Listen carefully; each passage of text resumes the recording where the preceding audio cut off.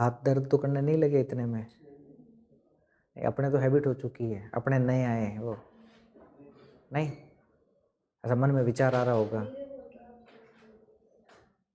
नहीं विचार नहीं आ रहा ऐसे कि हाथ दर्द करे। अगर मन में ऐसा विचार भी आ जाए ना कि भाई हाँ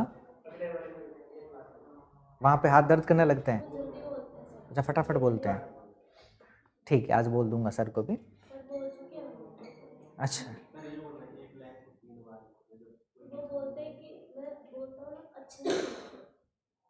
ठीक है मैं बोल दूंगा।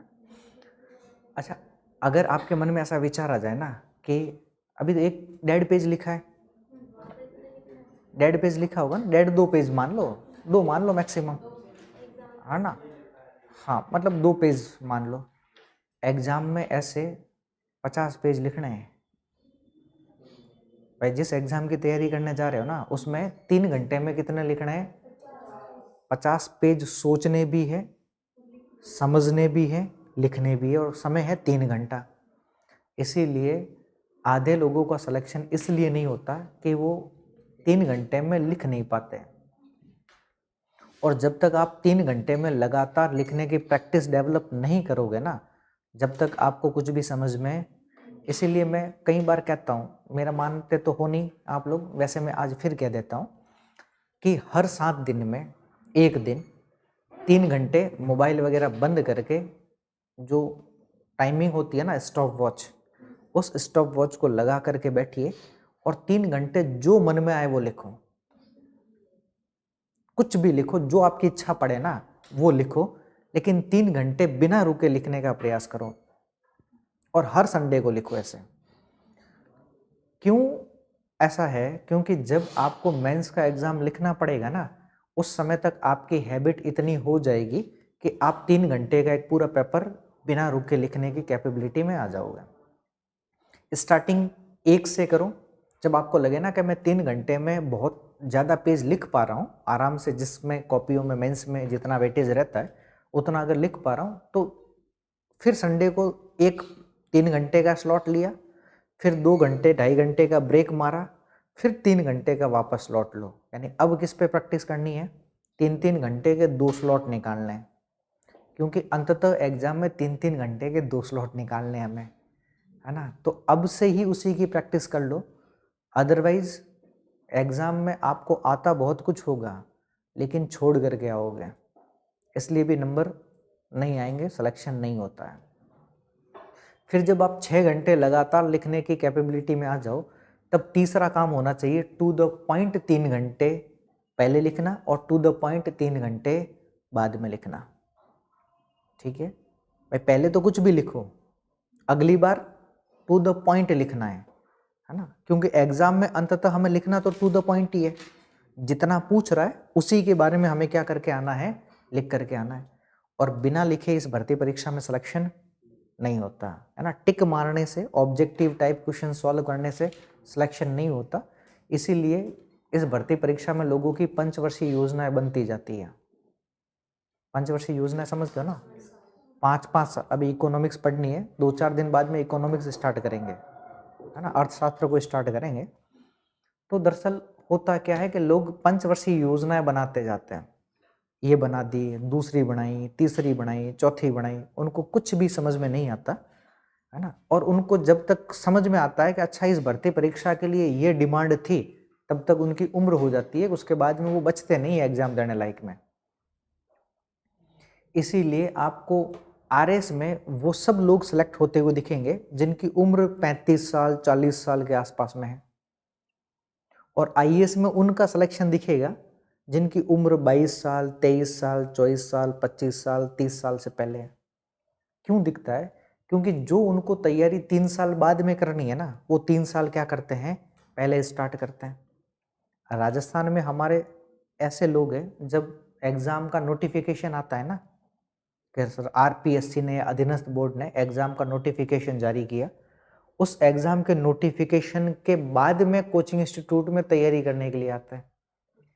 और अक्सर एग्जामिनेशन के नोटिफिकेशन के बाद में तैयारी करते हैं वो सब गधे टाइप के लोग होते हैं, और उनका सिलेक्शन 100 में से 2-5 का अपवाद मान लो, उनका तो होता है, बाकी का आप चाहते हो कि 3 महीने तैयारी करने के बाद में आपका सिलेक्शन हो जाए, तो जो 2-2 साल से लगे पड़े उसी भर्ती के लिए, भर्ती 2 साल बाद आएगी, 1.5 साल बाद आएगी, लेकिन अभी से क्या कर रहे हैं उसकी, तो फिर उनकी मेहनत कहाँ जाएगी। और आधे लोग तो यही होते हैं कि बस 5 ऑप्शन दे रखे हैं, अब उन 5 में से हम ऐसे आंख मूंद करके 1 2 3 4 ऐसे जहां पॉइंट पड़ जाए वही गोला सही भर के आ जाएंगे। सिलेक्शन होना होगा तो होगा, अदरवाइज ऐसे ही अपने को आता कुछ नहीं है। तो कई लोग ऐसे भी होते हैं। कई लोग ये कहते हैं कि नहीं, मैं तो पहले में ए, दूसरे में बी, तीसरे में सी, चौथे में डी भर के आऊँगा, है ना, ABCD ऐसे भरूँगा, उनमें से 100 में से 25-30 तो सही होंगे। तो बस मुझे घर वालों को यही बताना है कि देखो कट ऑफ गई है इतनी, मैंने मेहनत तो की थी लेकिन मेरा सिलेक्शन नहीं हुआ। कई लोग होते हैं कि नहीं, मैं पहले 2 में ए भरूँगा, दूसरे 2 में बी भरूँगा, तीसरे 2 में सी, चौथे 2 में डी भरूँगा, है ना। ये सब वो लोग हैं जो नॉन सीरियस टाइप के कैंडिडेट होते हैं, जिनको पेपर पैटर्न के बारे में नहीं पता, उनको सिलेबस के बारे में नहीं पता, पढ़ते रहते हैं दुनिया भर का, है ना, और चीज़ों के बारे में पता ही नहीं है। जैसे अगर आप RS का पेपर देखोगे, RS के प्री में इंडियन ज्योग्राफी के कुल मिलाकर के 5 और 4 9 टॉपिक दे रखे हैं उन्होंने, ठीक है। उन्हीं 9 टॉपिक से क्या पूछेगा, सवाल पूछता है। लेकिन लोग क्या करते हैं, रिसर्च करते हैं। जब पीटी में 9 टॉपिक से ही सवाल दे रखा है, और अगर आप मानो एक दिन में आप कितना टॉपिक, एक तो पढ़ सकते हो, एक दिन में एक टॉपिक कवर नहीं कर सकते क्या। मान लो कोई टॉपिक बड़े हैं, तो क्या 9 टॉपिक को 15 के लिए पढ़ने के लिए 15 दिन पर्याप्त नहीं है क्या। यानी उन 15 दिनों में आपने 9 टॉपिक को अच्छे से क्या कर लिया, पढ़ लिया। तो पीटी के लिए आपको महीने मिलते हैं 4 या 5, तो 10-15 दिन में आपने ज्योग्राफी निपटा दी, 10 दिन में राजस्थान को निपटा दिया, 5 दिन में वर्ल्ड को निपटा दिया, मतलब 25 दिन में एक सब्जेक्ट को निपटाया। एक को निपटाने का मतलब है 30 सवाल। ऐसे हिस्ट्री को पढ़ा, ऐसे ही पॉलिटी को पढ़ा, जो सिलेबस में पॉइंट टू पॉइंट दे रखे हैं ना, पहले उन्हीं को पढ़ो। बाद में क्या करना है, रिसर्च करने का प्रयास करना है कि नहीं और कितना पढ़ सकते हैं। कईयों का सिलेक्शन इसीलिए नहीं होता कि वो टू द पॉइंट नहीं पढ़ते हैं, पढ़ते तो हैं लेकिन ये नहीं पता कि ये पीटी में आएगा, ये मेंस में आएगा। जब 1857 का विद्रोह राजस्थान में पॉलिटी में, मतलब अपने हिस्ट्री में, 1857 का रिवोल्ट पीटी में है ही नहीं है, लेकिन लोग इतिहास क्लास में तो टीचर जब भी पढ़ाएगा तो वो सब पूरे टॉपिक पढ़ाएगा, पूरा ही पढ़ाएगा ना, लेकिन उसमें से चूज किसको करना है कि कौन सा पीटी में है कौन सा। तो लोग क्या करते हैं, उस 1857 के विद्रोह को पूरा पढ़ के जाएंगे, सोचेंगे कि 1857 से एक आध सवाल तो आएगा ही आएगा। जब आपके सिलेबस में मेंशन नहीं किया तो वो कैसे पूछेगा। और अगर मान लो फिर भी उसने किसी दूसरे टॉपिक के साथ में रिलेट करके पूछ भी लिया, तो आपने जो क्लास में पढ़ा होगा ना वो उतना याद आ जाएगा। आपको बाकी कोई भी चीज़ याद आए ना आए, लेकिन क्लास में जब टीचर समझा रहा होता है ना कि ये चीज़ें हैं, इधर से ऐसा हुआ, इधर वायु गई, इधर से ये हुआ, तो ये चीज़ें कभी ना कभी एग्जाम में क्या आ जाती है, याद आ जाती है। हमारे पास में माइंड 2 प्रकार के होते हैं, एक होता है कॉन्शियस माइंड, एक होता है सबकॉन्शियस माइंड। आपने कभी देखा होगा कि ऐसी कुछ चीज़ें जो आपने बहुत टाइम पहले पढ़ी हुई होती हैं, लेकिन अचानक जब आपके इस माइंड पर प्रेशर पड़ता है तो वो चीज़ें क्या आ जाती है, याद आ जाती है, होता है ना। इसका मतलब वो चीज़ आपके सबकॉन्शियस माइंड में थी, लेकिन जैसे ही प्रेशर पड़ा वैसे कॉन्शियस माइंड में याद आई और आपने उसका क्या दे दिया, आंसर दे दिया। कई ऐसी चीज़ें होती है जो आपने पढ़ी नहीं है, तो भले दीवार पे सर फोड़ लो ना, जब आपने पढ़ी नहीं है तो उसका आंसर कैसे दे दोगे। भाई जो चीज़ मुझे नहीं आती है वो मैं आंसर कैसे दे दूंगा, नहीं दे सकता ना। और तीसरा, मैं अक्सर कहता हूं कि अगर एग्जामिनर चाहेगा कि आप इस प्रश्न का आंसर दोगे, तो एग्जामिनर पूछेगा बताइए आपके मामा जी का नाम क्या है। और अगर एग्जामिनर चाहे कि इस प्रश्न का आप आंसर नहीं दे पाओ, तो वो पूछेगा बताइए मेरे मामा जी का नाम क्या है। पता है क्या आपको, आपके अपने मामा जी का तो नाम पता है ना। तो ऐसे अगर मान लो 100 सवाल आते हैं ना, तो 100 सवालों में से 5 से 7 सवाल प्रत्येक एग्जाम में ऐसे ढूंढ ढूंढ करके दिए जाते हैं, ताकि नॉन सीरियस कैंडिडेट उन्हीं 5 सवालों पर क्या करे, फोकस, वो 95 को भूल जाएगा। अब जैसे मान लो एक राजस्थान हिस्ट्री में बहुत अच्छा सवाल चलता है कि बताइए पद्मिनी का लहंगा किसने सिला। दूसरा पूछता है कि महाराणा प्रताप के दाएं पैर के जूते का नंबर कितना था। अगर ऐसे आते तो नहीं है सवाल, अगर मान लो इस टाइप के सवाल एग्जाम में आ गया तो बताइए पद्मिनी का लहंगा किसने सिला था, ऑप्शन में कोई भी आ जाए, ठीक है। अब लोग क्या करेंगे, नॉन सीरियस कैंडिडेट, जितने राजस्थान के राजवंश में जितनी रानियां हुई है ना, उनके लहंगे किस किसने सिले वो सब पे फोकस करना चालू करेगा। अगर पूछ लिया कि इस शासक के दाएं पैर के जूते का नंबर ये, तो अब वो हर राजाओं महाराजाओं के दाएं ने बाएं ने सब पैरों के जूते के नंबर क्या करेगा, किताबों को ढूंढेगा कि अब बताइए ऐसे सवाल कहाँ मिलेंगे मुझे। और जब भी वो इस टाइप के व्यक्ति आपसे मिलेंगे ना, और सवाल भी आप उनको कहोगे कि मैं किसकी तैयारी कर रहा हूँ, बोलेगे आईएएस की कर रहा हूँ या आरएस की कर रहा हूँ, तो वो ऐसे ही सवाल आपसे पूछेंगे, उनका माइंड ही उसी पे चलता है। और जब कभी भी आपने उनको थोड़ा सा अप्लाइड सवाल पूछ लिया, तब वो कहेंगे बताइए ऑप्शन बताओ जरा इनमें से, क्योंकि उनकी पूरी जिंदगी ऑप्शन पे टिकी हुई होती है ना। उनको जब भी सवाल दे दो तो वो यही कहेंगे कि इसके ऑप्शन बताओ तो मैं इसका राइट आंसर बता दूंगा। पीटी में तो ऑप्शन है, मेंस में ऑप्शन कहाँ से लेके आओगे ये बताओ। तो पीटी में तो आपके पास में 4 चीजें हैं, उसमें से देख करके टिक मारना है। मेंस में ऑप्शन आएगा क्या कहीं पे? नहीं। तो कई लोगों के पीटी तो हर बार पास होते हैं, वो पीटी में उन्होंने रिसर्च कर रखी है, पास करने का डिप्लोमा कर रखा होता है, लेकिन मेंस में हर बार क्या करते जाएंगे, उड़ते जाएंगे। मेंस में उनका सिलेक्शन, और फिर अंततः यही कहते हैं कि हमने तैयारी तो बहुत की थी लेकिन हमारा सिलेक्शन नहीं हुआ। मैंने जब यूपीएससी का एग्जाम दिया था, मुझे पता था कि मुझे पूरी पॉलिटी पढ़ने में मुझे कोई इंटरेस्ट नहीं था उस समय, और मुझे पता था कि पॉलिटी में 15 सवाल आते हैं, 15 में से 8-9 सवाल इन 5 टॉपिक से ही आते हैं। और मुझे पता था कि अगर मैं पूरी पॉलिटी को पढ़ूंगा तब भी मेरे 15 में से 10-11 सवाल ठीक होंगे, 5 सवाल तो मैं ऊपर से नीचे गिर जाऊं तब भी यूपीएससी में ठीक नहीं कर पाऊंगा। लेकिन अगर मैंने उन 5-6 टॉपिकों को ढंग से पढ़ा तो 7-8-9 सवाल तो मैं वैसे ही ठीक कर लूंगा। तो मुझे पूरे सवालों को ठीक करने से बेटर है या फिर मैं सिर्फ उन्हीं सवालों पे फोकस करूं तो बेटर है? भाई मुझे पास होना है ना, मुझे ऐसा तो नहीं है कि गोल्ड मेडल लेना हो वहां पे कि पीटी में सर्वश्रेष्ठ नंबर आए, ऐसा तो नहीं है ना। तो मैंने उन्हीं 5-6 टॉपिक को पढ़ा जहां से सवाल पूछता है, और उनमें से 9 सवाल थे, 9 में से 8 सही कर दिए। मैंने कहा 9 में से 8 बहुत अच्छा रेशियो है। मुझे एंशियंट मिडाइवल जिंदगी में नहीं आया, प्राचीन भारत का इतिहास और मध्यकालीन भारत का इतिहास, तो उनमें हर बार सवाल पूछते हैं 5 से 6। मैंने कहा जब अपने को जिंदगी में समझ में नहीं आया तो अब समझ में आके क्या फायदा, छोड़ो इन सवालों को, क्या मतलब है, 6 सवालों को लेफ्ट करो, पीछे बचे उस पर फोकस करो। तो पीछे सवाल पूछता है वो मॉडर्न इंडिया से 8-9 सवाल। मैंने कहा अपना फोकस किस पे होना चाहिए, एक किताब को पढ़ करके 9 सवाल ठीक कर पा रहे हो तो 9 पे फोकस करो, सवाल वो काम आएंगे। 9 में से अगर साले 8 भी सही हो गए, 7 भी सही हो गए, तब भी आप अच्छे कंडीशन में हो। भाई एटलीस्ट नंबर कितने चाहिए, 100, 110, है ना। 100-110 नंबर के लिए आपकी स्ट्रेटजी, मैंने कहा अपना जियोग्राफी और इको एनवायरनमेंट बहुत अच्छा है, जितने आएंगे ना 25-30 सवाल पूछे तो 30 में से ज़्यादा नहीं तो 26-27 तो अपने सही होंगे। तो अपना ज़्यादा फोकस किस पे था कि 30 में से 30 कैसे ठीक किए जाए। भाई जो सब्जेक्ट अपना है उस पे फोकस करो। फिर इकोनॉमिक्स मेरा ठीक था, मैंने कहा इकोनॉमिक्स के सवाल आते हैं 19, 15 से 19, करंट अफेयर मिलाए तो 25 तक पहुंच जाता है। अपना पूरा फोकस किस पे होना चाहिए, economics, geography, eco environment, polity के वे मुद्दे। और फिर साइंस, मुझे केमिस्ट्री फिजिक्स जिंदगी में नहीं आई।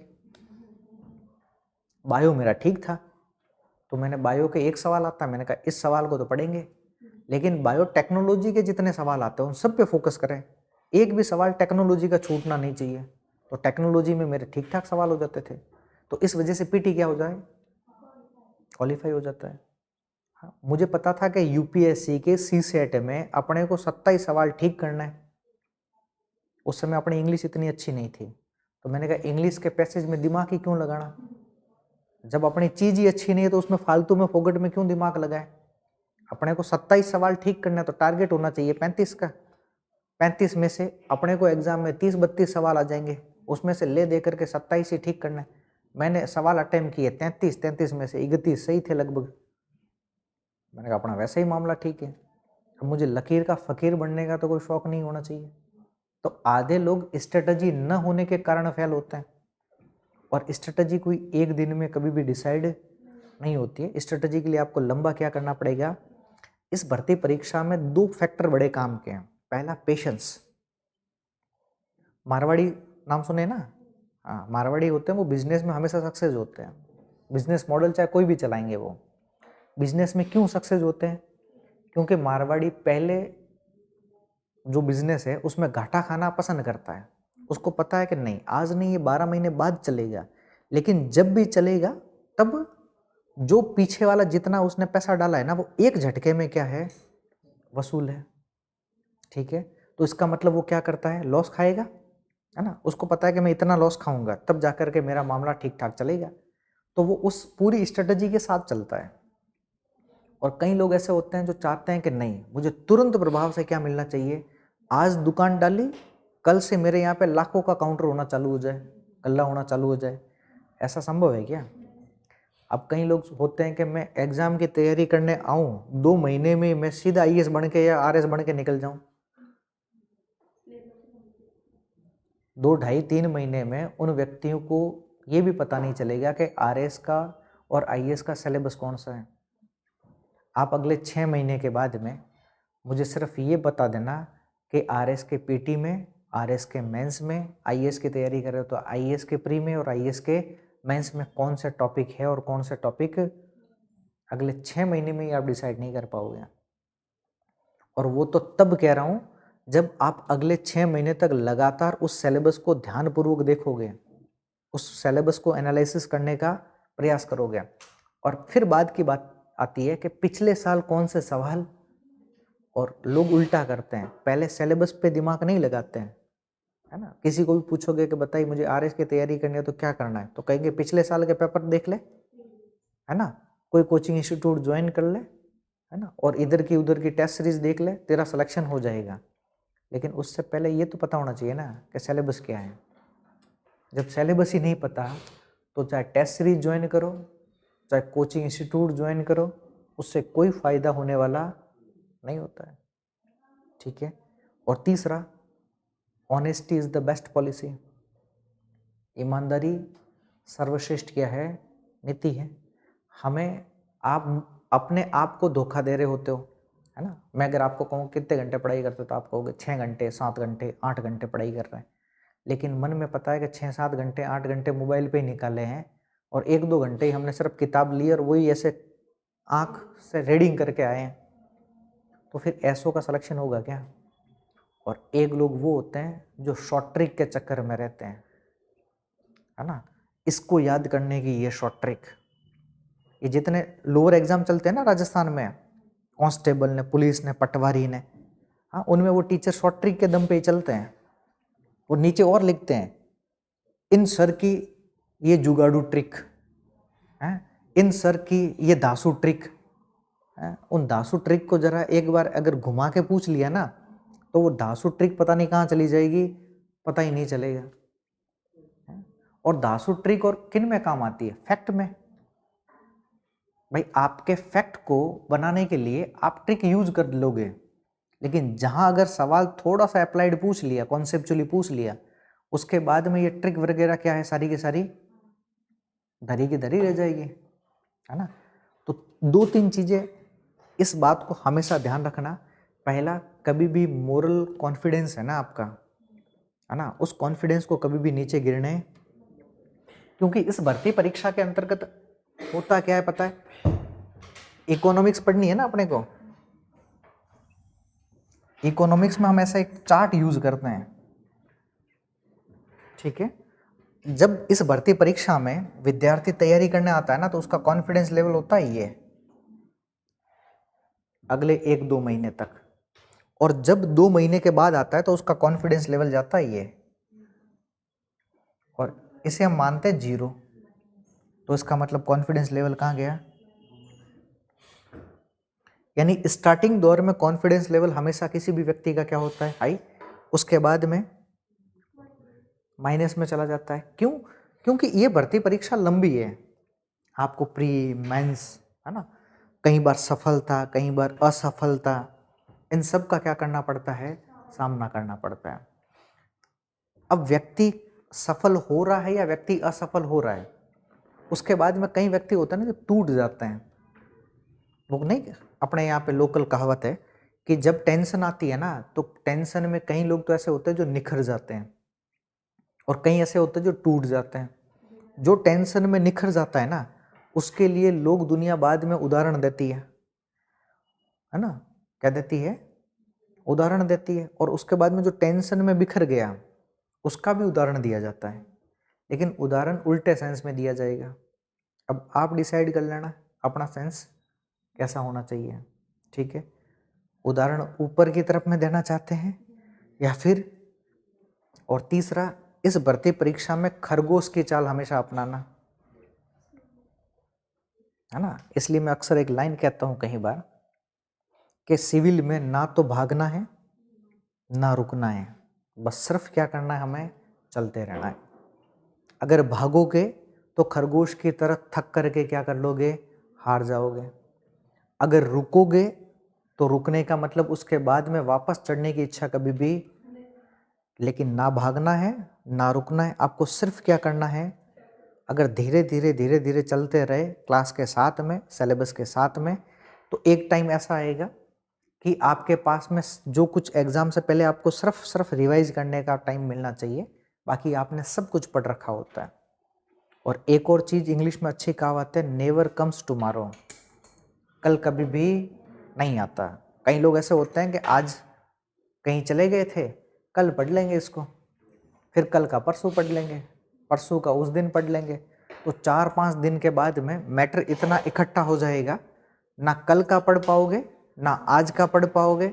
फिर वही है, मैटर इकट्ठा हो गया, फिर कहोगे कि तैयारी ढंग से नहीं हुई, अगले साल से क्या करेंगे, या अभी एक नया टाइम चूज करेंगे कि मैं तो 31 के बाद में है ना पढ़ाई करना चालू करूँगा, नए वर्ष में नए जोश और नई उम्मीद के साथ में है। उम्मीद रहेगी 4 दिन, 5वें दिन उम्मीद जाएगी ठंडे बस्ते में, हम जैसे थे वैसे ही है। फिर कहोगे कि अब ये टाइम गया, अब मैं होली के बाद में तैयारी करना क्या करूँगा। ऐसे ही होते हैं ना, कई लोग होते हैं ऐसे, मतलब एक आध की नहीं कह रहा हूँ मैं, बहुत ओवरऑल की बात कर रहा हूँ। हाँ, तो 4 दिन बाद में सब होली के बाद में तैयारी करने लगेंगे, फिर होली के बाद में 4 दिन कॉन्फिडेंस रहेगा, फिर कहोगे होली चली गई, अब तो मैं किसी के जन्मदिन के साथ में तैयारी करना। ऐसे करते करते वापस 31 आ जाएगा, फिर कहेंगे ये साल तो गया खराब, अगले साल से नया तरीका यूज करेंगे। तो अपने भी नया साल आ रहा है ना, लेकिन उस नए साल के भरोसे नहीं बैठना है, ठीक है। हाँ, तो मोरल ऑफ द स्टोरी क्या है, मोरल ऑफ द स्टोरी क्या है। नंबर पहला, कॉन्फिडेंस कभी भी लो, ये दुनिया बार बार आपका टांग खींचने के लिए बैठेगी। बार बार लोग कहेंगे कि तू धरती पे फालतू जन्म लिया है, धरती पे तू एक अभिशाप है। उसको कहना कि ठीक है, मैं हूं या तू है, वक्त बताएगा, पहला। नंबर दूसरा, ना तो ज़्यादा तेज भागने की कोशिश करनी है, ना ज़्यादा रुकने का प्रयास करना है, साथ साथ में चलते रहने का क्या करना है, प्रयास करना है। नंबर तीसरा, सिलेबस को ढंग से देखना है ना, और सिलेबस आपके लाइन टू लाइन आपको याद होनी चाहिए, है ना। वहाँ दीवार पे चिपका दो, जहाँ आप पढ़ते हो ना उस दीवार पे क्या कर दो, सिलेबस को अच्छे से चिपका दो। आपको पता रहना चाहिए किस पॉइंट में क्या दे रखा है। इतने महीने बाद में भी, 5-7 महीने 10 महीने बाद में भी अगर मैं आपसे वापस आके पूछूं कि बताइए कि आरएस के 3rd पेपर में कौन कौन से सब्जेक्ट दे रखे हैं, या मैं कहूं कि आईएएस के 2nd पेपर में कौन कौन से सब्जेक्ट है, तब आपको ये पता होना चाहिए कि आईएएस के 1st पेपर का क्या सिलेबस है, 2nd का क्या है, 3rd का क्या है, या आरएस में क्या सिलेबस है, ठीक है। और चौथा और सबसे इम्पोर्टेंट बात है कि हमेशा लिखने का क्या करना है, प्रयास करो। कुछ भी लिखो लेकिन हमेशा लिखो। क्वेश्चंस आंसर जहाँ से इच्छा पड़े ना वहाँ से लिखो, लेकिन लिखो। और साथ साथ में एनसीईआरटी को हमेशा क्या करते रहो, पढ़ते रहो। एनसीईआरटी पढ़ोगे तो आपका शब्दों का कलेक्शन बढ़ेगा, वर्ड मीनिंग बढ़ेगी, और वर्ड मीनिंग बढ़ेगी तब लिखने के लिए शब्द मिलेंगे। भाई युद्ध में भेज दूं और आपके पास में हथियार ही नहीं हो, तो ये हमारा युद्ध ही तो है, इसमें हथियार है हमारे शब्द, अलग अलग प्रकार के शब्द है, उन्हीं शब्दों के साथ में आपको आगे बढ़ना है, ठीक है। और एक और चीज कहीं पे लिख लेना, दो चीज अपने दीवार पे, एक तो कि सिविल सर्विसेज एग्जामिनेशन में रटना मना है। अगर आपने सिविल एग्जामिनेशन में रटने का प्रयास किया तो रटते रटते शहीद हो जाओगे, कभी भी सिविल एग्जाम नहीं निकलेगा आपका, ठीक है। और नंबर दूसरा, उसी में कहीं पे लिखिएगा, है ना, कि हमेशा हमें क्या करना है, चीज़ों को इंटरलिंक करने का प्रयास करना है। यानी कि अगर मैं वर्ल्ड ज्योग्राफी पढ़ा रहा हूँ तो उसको इंडिया के साथ रिलेट करने की कैपेसिटी रखो, अगर इंडिया पढ़ा रहा हूँ तो राजस्थान के साथ में रिलेट करने की कैपेसिटी रखो, अगर राजस्थान पढ़ रहे हैं तो वर्ल्ड के साथ में रिलेट करने की क्या रखो, यानी कि लिंकिंग चैनल बना लो हमेशा, है ना, तब जाकर के आपका क्या हो जाएगा, सिलेक्शन होगा, ठीक है।